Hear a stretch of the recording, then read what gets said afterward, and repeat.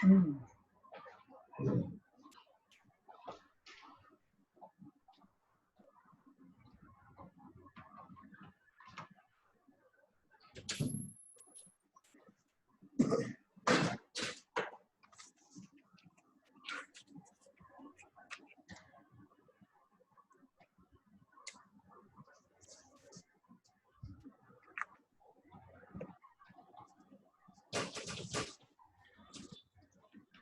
सुन पा रहे हैं मुझे? Good evening to all. सुन पा रहे हैं? Yes.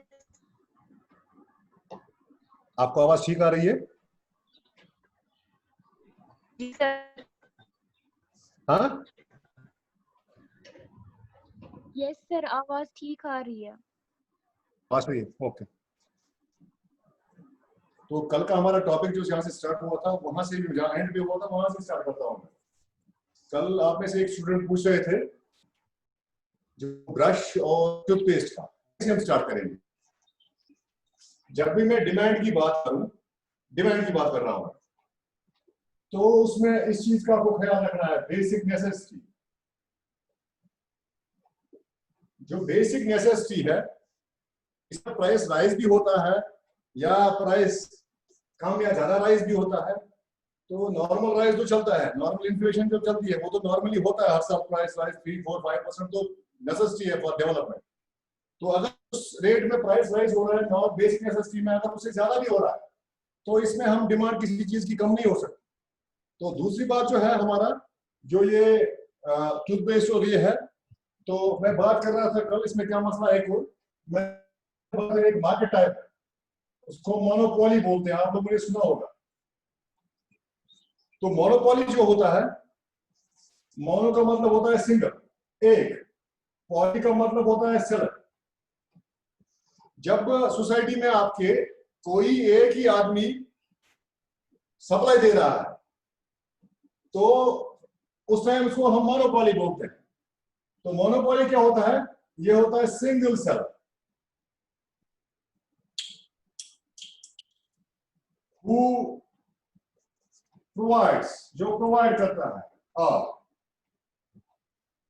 तो जो भी ये मोनोपोली है हमारे यहाँ, तो आप किसको मोनोपोली बोल सकते हैं? अगर मैं अभी आपको यहाँ पे कोई एग्जांपल दूं, मोनोपोली के टाइप्स होते हैं, इनमें से आप किसको मोनोपोली बोलेंगे? एक होता है परफेक्ट मोनोपोली, परफेक्ट। एक होता है इम्परफेक्ट मोनोपोली। मैं कल की बात समझा रहा हूं, पहले कहां नहीं लगता है आपका लॉ ऑफ डिमांड, उसी के लिए बात कर चल रही है। क्यों नहीं लगता? जहां पे नेसेसिटी होती है, जरूरी चीज होती है। तो मोनोपोली सिंगल सेलर, एक ही आदमी सप्लाई दे रहा है और कोई बनाने वाला नहीं है, नजदीक तक कोई सब्स्टिट्यूशन नहीं है, कोई ऐसी चीज अवेलेबल नहीं है। तो अगर कोई ऐसी चीज अवेलेबल बाजार में नहीं है, तो वो परफेक्ट मोनोपोली है। तो इंडिया में हमारा कौन सा मोनोपोली है? इंडिया में हमारा एक ही मोनोपोली है, परफेक्ट, उसको हम इसरो बोलते हैं। ये जो इंडियन स्पेस रिसर्च ऑर्गेनाइजेशन है, ये परफेक्ट मोनोपोली है, क्योंकि ये जो रिसर्च करते हैं उसके बाद जो स्पेस शटल्स बनाते हैं, तो जो इनका खर्चा है यही कर सकते हैं।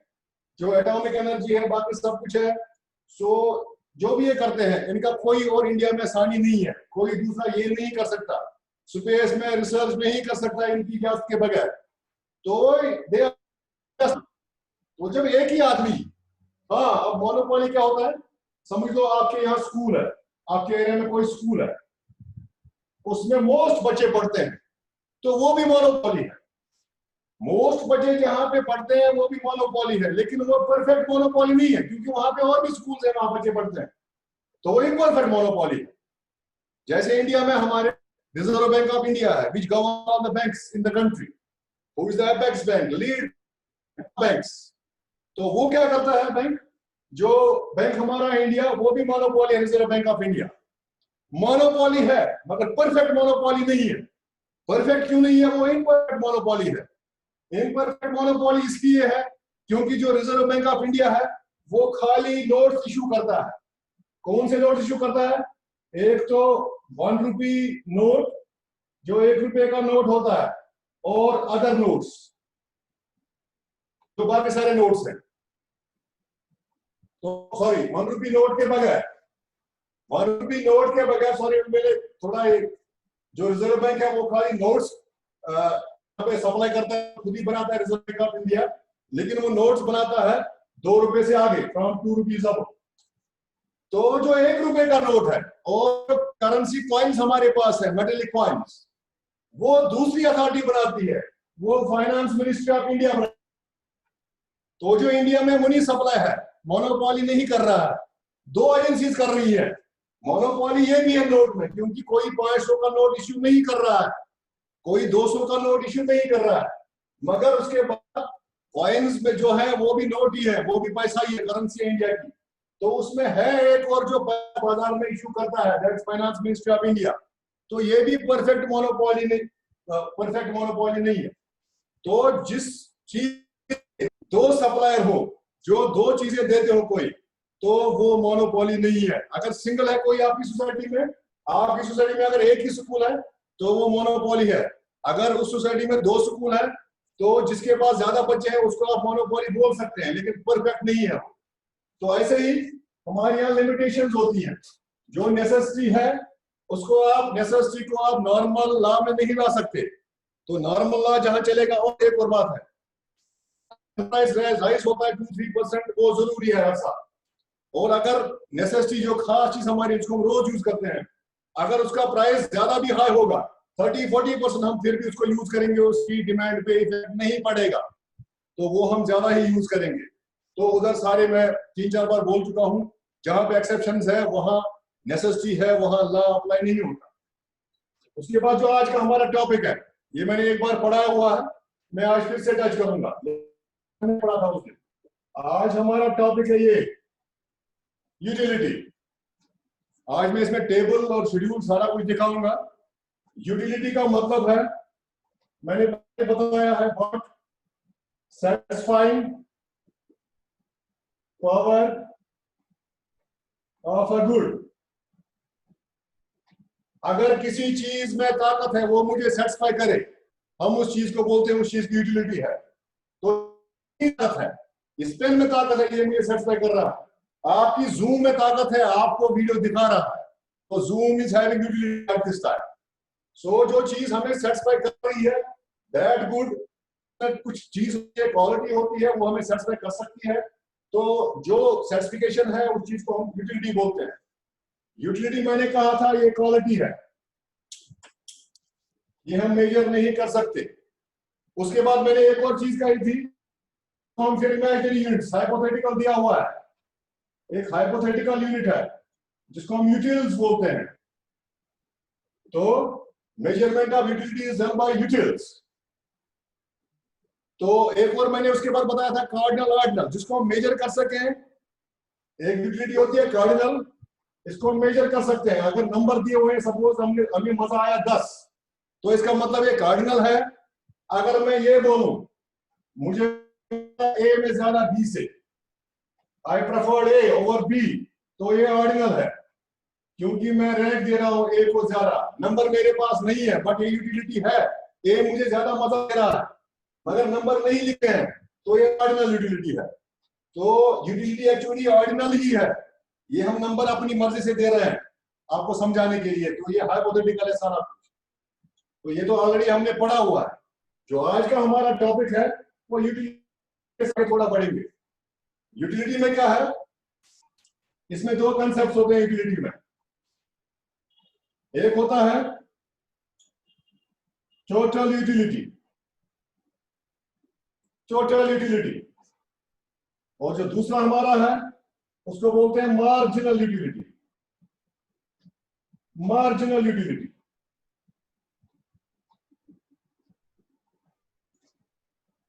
जब यूटिलिटीज को ऐड करते जाते हैं सक्सेसफुली, हमने एक चीज खाई, उसका मजा आया, फिर 2 चीजें खाई, इन दोनों को हमने ऐड कर दिया, तो वो टोटल बन जाती है।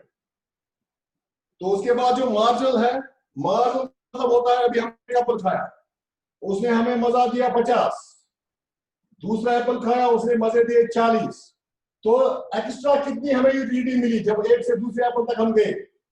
तो एक्स्ट्रा यूटिलिटी को हम मार्जिनल यूटिलिटी। तो ये टोटल और मार्जिनल यूटिलिटी समझने के लिए मैं आपको एक शेड्यूल दिखाऊंगा यूटिलिटी का, उससे आपको एक कंसेप्ट इजीली समझ में आ जाएगा। आप ऐसे नोट डाउन कीजिए, समझ लो ये यूनिट्स ऑफ ऑरेंज है, यूनिट्स ऑफ ऑरेंज, और ये यूटिलिटी है, मगर ये जब करेंगे ये न्यूट्रल्स। इसके बाद हम यहां निकालेंगे टोटल यूटिलिटी।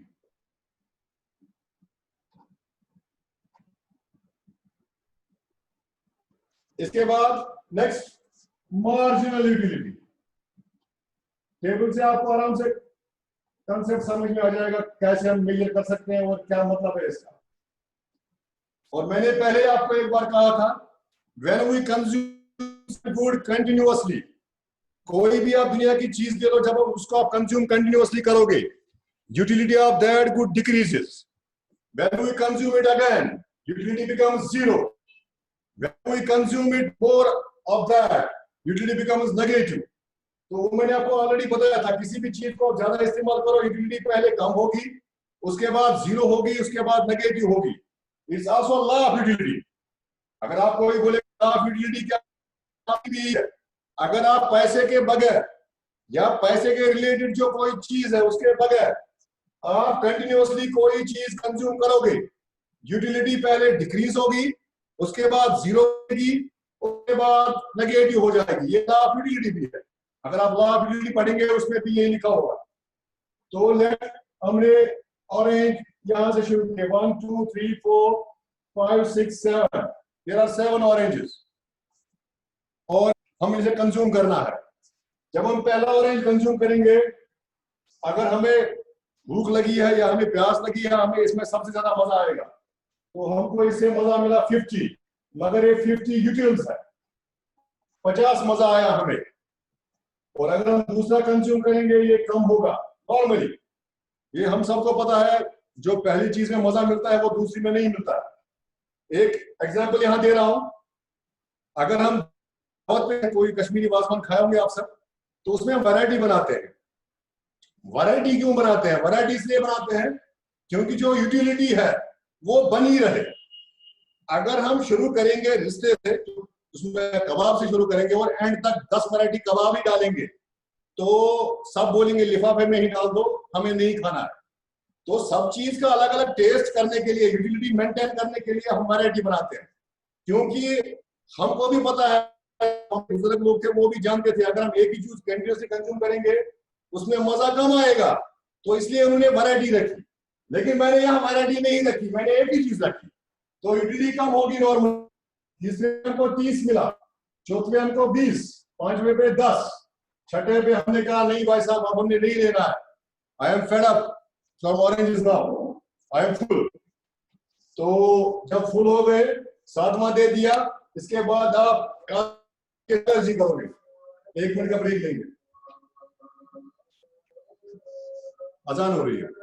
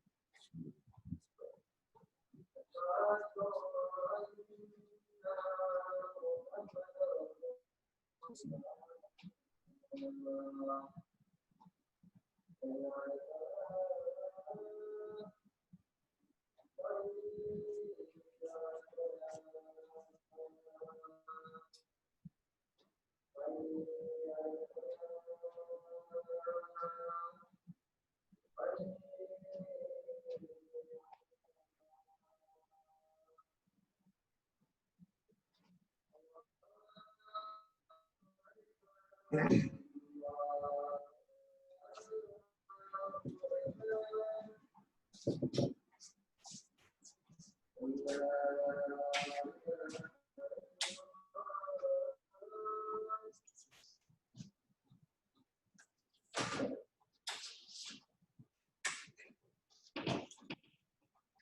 मुझे सुन पा रहे हैं? Yes sir. तो ऑरेंज एक ही आइटम हमारे पास है, आपको पता है। जब हम एक ही चीज कंटिन्यूअसली कंज्यूम करेंगे, एग्जांपल भी मैंने बोल दिया, आप चेक कर सकते हैं डेली बेस में। तो जब हम एक ही चीज कंटिन्यूअसली कंज्यूम करेंगे, यूटिलिटी उसकी डिक्रीज हो जाएगी। ये हम साथ है, कोई ऐसा बंदा नहीं है, क्योंकि ये ह्यूमन नेचर है। जितनी किसी को एक ही चीज दी जाए without relating it with money और मनी रिलेटेड आइटम्स, उनके साथ नहीं। आप किसी बंदे को लैंड एक एक नाम रोज दे दें तो वो मना करेगा, इट्स इम्पॉसिबल। तो उस बगैर अगर आप बगैर या मनी के बगैर उसके बाद कोई भी चीज आप दे दोगे तो वो फेडअप हो जाएगा। तो एक दिन वो बोलेगा 6 के बाद या 10 के बाद वो बोलेगा नहीं, आई डोंट नीड। तो जब उसको चाहिए नहीं तो यूटिलिटी जीरो हो जाएगी, और जब उसके बाद एक्स्ट्रा देंगे तो नेगेटिव हो जाएगी। नेगेटिव का मतलब है हम उस चीज से फिर नफरत करना शुरू करेंगे, क्योंकि हमें उसका नेगेटिव इफेक्ट पड़ेगा, क्योंकि हमें चाहिए नहीं थी फिर भी जबरदस्ती हमें दिया गया। तो जब हम इसको यूटिलिटी को टोटल में करेंगे, पहला उसने मुझे मजा दिया 50, टोटल की बात कर रहा हूं मैं, टोटल यूटिलिटी। जब मैंने 2 खाए कितना मजा आया? How much is the utility? Anybody? 90। So it's 90। जब मैंने 3 खाए 120, तो 140, 150, 150 एंड देन 140। तो मैंने इसको जब 1 खाए तो 50, जब 2 खाए 50 प्लस 40 90, जब 3 खाए 50 प्लस 40 प्लस 30 120, 4 खाए 50 40 30 20 140, 5 50 40 30 20 10 150, 6 150 7 क्योंकि यूटिलिटी जीरो है, और उसके बाद रिवर्स ये यूटिलिटी डिक्रीज होना शुरू हो जाएगी। इसके बाद इसमें से मुझे मार्जिनल यूटिलिटी निकालनी। तो मार्जिनल यूटिलिटी का क्या कंसेप्ट है? मार्जिनल वर्ड जो मार्जिनल है, आप ये समझिए। यहां पे मार्जिनल का मतलब होता है extra. The word marginal means extra. Extra या आप ये बोल सकते हो एडिशनल। एडिशनल मतलब होता है अलावा। क्या अलावा? अलावा का मतलब क्या है? जब मैंने 1 खाया तो उसका यूटिलिटी 50 थी, मैं टोटल की बात कर रहा हूं 50। उसका एक्स्ट्रा खाया। एक्स्ट्रा कितने खाए? एक्स्ट्रा मैंने 1 खाया, हो गए ना 2। पहले मैंने 1 खाया था तो उस टाइम मुझे टोटल यूटिलिटी मिली 50। उसके बाद मैंने एक्स्ट्रा खाया, मैंने 1 और खाया, तो 2 हो गए टोटल। तो यूटिलिटी कितनी इंक्रीज हुई? जब मैंने एक्स्ट्रा खाया, उस एक्स्ट्रा खाने के साथ मुझे एक्स्ट्रा कितनी यूटिलिटी मिली? That utility is called marginal utility. On consuming extra unit of any item, the increase in utility from previous unit to current unit is called total marginal utility. आपको समझ में आ गया? तो क्या फॉर्मूला एक बन जाती है? मैं ऐसे करता हूं, ये टोटल यूटिलिटी बराबर होती है marginal utility of n minus 1। Marginal utility n minus 1। So marginal of n क्या है? फिलहाल हमारी मार्जिनल फिलहाल टोटल यूटिलिटी 50 है, यहां पे डैश। अब एक्स्ट्रा नहीं खाया, 1 ही खाया। अब एक्स्ट्रा खाएंगे हम, 2 खाएंगे, 1 बढ़ गया, एक्स्ट्रा बढ़ गया। तो जब 2 खाए टोटलिटी कितनी बन गई? 90। तो यहां पे आएगा 90 माइनस 50, तो मार्जिनल यूटिलिटी 40। जब मैंने extra unit of orange use किया तो उस एक्स्ट्रा यूनिट से कितनी मुझे टोटल यूटिलिटी एक्स्ट्रा हुई? That utility is called marginal utility. It is calculated as total utility is equal to utility by n minus 1। n minus 1 समझ लो, ये n है, ये n1 है, ये n2 है, n3 है, n4 है, n5 है, n6 है। तो वही n1 माइनस n, ये थोड़ा, ये आप ऐसे लिखिए, ये n1, ये n2, ये n3, ये n4, ये n6, ये n7। तो ये पहली मेरी टोटल यूटिलिटी थी। टोटलिटी 50 थी, उस टाइम कुछ नहीं चेंज हुआ। फिर जब दूसरा आया तो n1 n2 माइनस n1, फिर इसके बाद totality mu n3 minus n2, totality is equal to mu n4 minus n3। ये ऐसे बनेगा, यानी 90 माइनस 50, 120 माइनस 90 हो गया 30, 140 माइनस 120 हो गया 20, 150 माइनस 140 हो गया 10, 150 माइनस 150 हो गया 0, 150, 140 माइनस 150 हो गया माइनस 10। तो जो ये टोटलिटी हम निकालते हैं, हम ऐसे निकाल सकते हैं। फिर हम क्या करेंगे, हम टोटल में मार्जिनल निकाल सकते हैं और हम मार्जिनल से भी टोटल निकाल सकते हैं। दिया हुआ है मार्जिनल यूटिलिटी कहीं पे, तो हम उससे टोटल यूटिलिटी भी कैलकुलेट कर सकते हैं। अगर हमें खाली टोटल दिया गया है कहीं टेबल पे, हम उसे मार्जिनल निकाल सकते हैं। उसके लिए मैं नेक्स्ट एग्जांपल दिखाता हूं,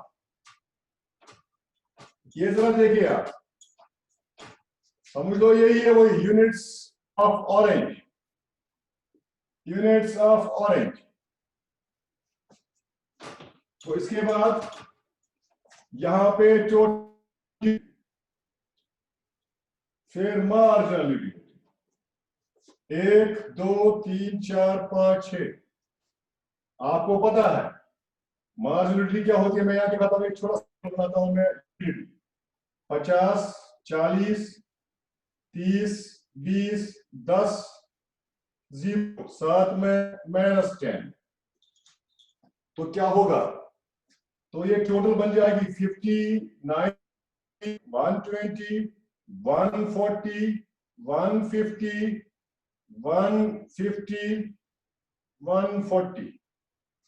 एक चीज आप लिख के रखना, when we consume goods continuously, same good continuously, total utility first increases. When we consume same good continuously, total utility increases. If we consume it again, अगर इसको फिर से हमने खाया, फिर खा रहे हैं, टोटल यूटिलिटी बिकम्स हाईएस्ट। फिर एक जगह हाईएस्ट नहीं, आप देख सकते हैं भी टेबल में, या नोट डाउन कीजिएगा। When we consume one good continuously, total utility increases. में आता, आप ऐसे अगर आपकी बुक में लिखा होगा, आप बोलेंगे ये कहां से हो गया, इसलिए मैंने टेबल बनाया। टेबल के बगैर ये समझ में नहीं आता। When we consume a good continuously, total utility increases first. Increase होगी confirm. And if we consume it again, total utility becomes highest. आप देख सकते हैं at fifth, at sixth, आप इसको कंज्यूम कर रहे हैं, टोटल यूटिलिटी एक जैसी, it becomes highest. And then stagnant, ये stagnant हो जाती है, एक ही जगह रहती है। आप कांस्टेंट बोल सकते हैं, फिर कांस्टेंट होती है एंड कांस्टेंट। इसके बाद if we consume it further, अगर हम इसको फिर से कंज्यूम करेंगे, if we consume it further, it total utility decrease, total utility decrease हो जाती है। तो कंसेप्ट क्या है हमारे पास, अगर हम एक ही चीज कंटिन्यूअसली कंज्यूम करेंगे, टोटल यूटिलिटी डिक्रीज होती रहेगी, और फिर कंज्यूम करेंगे, टोटल यूटिलिटी एक जगह रुकेगी, कांस्टेंट हो जाएगी, स्टैटिक हो जाएगी, क्योंकि एक जगह हम मना करेंगे, हमें अब इस्तेमाल नहीं करना है, और उसके बाद क्या होगा, उस टाइम वो हाईएस्ट होगी जब हम रोकेंगे। उसके बाद अगर हम फिर कंज्यूम करेंगे तो टोटल डिक्रीज हो जाएगी, क्योंकि यहाँ पे नेगेटिव हो रहा है। तो अगर मैं इसको आगे ले जाऊं, अब मार्जिनल यूटिलिटी, मैं मार्जिनल निकालूंगा इसमें से, अब आपको मार्जिनल आराम से समझ में आएगा। मार्जिनल का डैश है, क्योंकि एक्स्ट्रा भी हमने कंज्यूम नहीं किया, एक ही किया, तो 90 माइनस 50 हो गया 40, 30, फिर आएगा 20, फिर आएगा 10, फिर आएगा 0, फिर आएगा यहां पे माइनस 10, माइनस 150। अब फिर से मैं एक चीज लिख रहा हूं, ये भी नोट डाउन कीजिएगा। When we consume, when a good या same good is consumed continuously, जब हम एक ही टाइप का चीज कंज्यूम करेंगे continuously, marginal utility decreases, marginal utility decreases, total utility increase हो रही है मगर marginal utility decreases. If we consume it again, हम फिर से इसको वही चीज को खाए continuously, marginal utility becomes zero, marginal zero बन जाती है। और at last, if it's further consumed, अगर हम इसको और खाएं, marginal utility becomes negative. वो marginal utility तीन चीजें दिखाती है, positive, zero, negative. Note down हो गया? तो फिर से एक बार, एक ही चीज हम कंटिन्यूअसली कंज्यूम करेंगे, मार्जिनल यूटिलिटी, फिर कंज्यूम करेंगे जीरो बन जाएगी, फिर कंज्यूम अगेन करेंगे तो नेगेटिव बन जाएगी।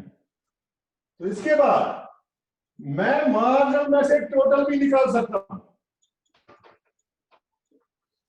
लग मेरे पास ये अब नहीं है, मुझे मार्जिनल दी हुई है वहां से एग्जामिनर ने, आपके पास मार्जिनल यूटिलिटी है, इसको आप कन्वर्ट कीजिए टोटल में। तो क्या करना है, रिवर्स है, हमने जब टोटल में से मार्जिनल किया था तो माइनस किया था, हम ऐड करेंगे।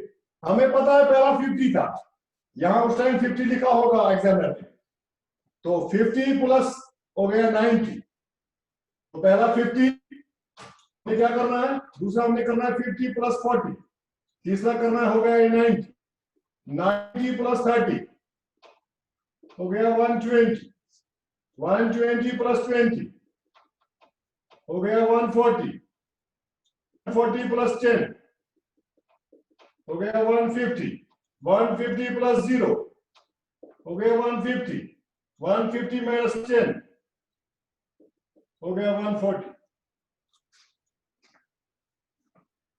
तो क्या मतलब हो गया, when we add marginal utilities successively, when we add marginal utilities successively, we get total utility. हमें टोटल यूटिलिटी मिल जाएगी आराम से, कभी भी आपको टोटल दी है, आप मार्जिनल निकाल सकते हो नेगेटिव करके, नेक्स्ट माइनस फर्स्ट, और अगर आपको मार्जिनल दी हुई है आप ऐड कर सकते हो, कंटिन्यूअसली सक्सेसफुली ऐड करना है, पहला 50, 50 के बाद 50 प्लस 40, 90 प्लस 30, आपको फिर से वो टोटल यूटिलिटी मिल जाएगी, 50, 90, 120, 150, 150, 140। तो ये टेबल बना के हमें क्या मिला लास्ट, अब आप आराम से देख लीजिए हमें क्या मिला, units of Apple, total utility, marginal utility.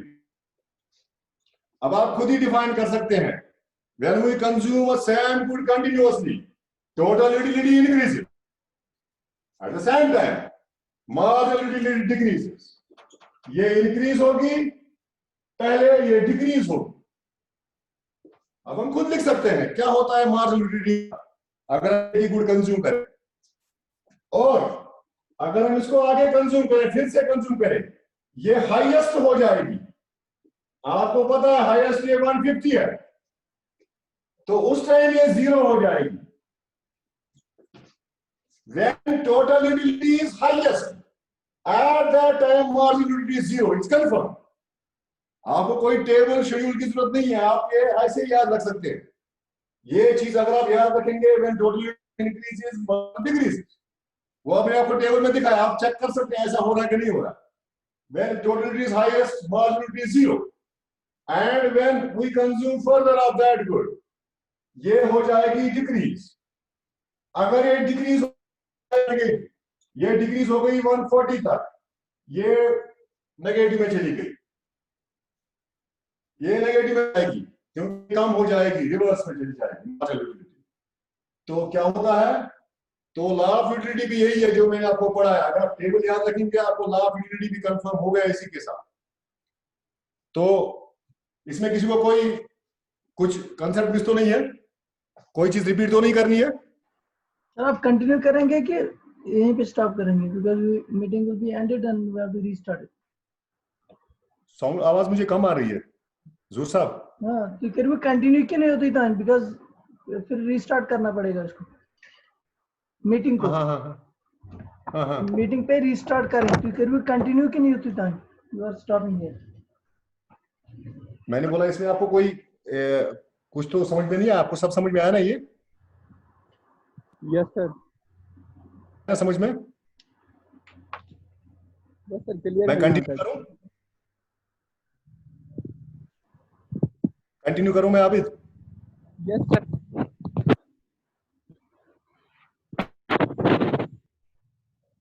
Continue करूं? हाँ सर, कर सकते हैं कंटिन्यू, अगर इस टॉपिक में और कुछ है हमें। इस टॉपिक में टॉपिक एक और चेंज कर रहा हूं, मैं सोच रहा हूं कॉस्ट थोड़ा सा दिखा दूं आपको, अगर अगर आप चाहें जो भी आप उसमें 10 ठीक 20 समझे सर, हाँ हाँ जो आपको ठीक लगे।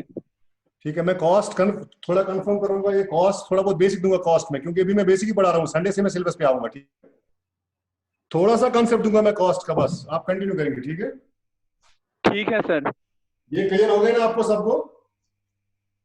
यहाँ तक क्लियर है सर। चलो ठीक है, फिर कॉस्ट पे आते हैं।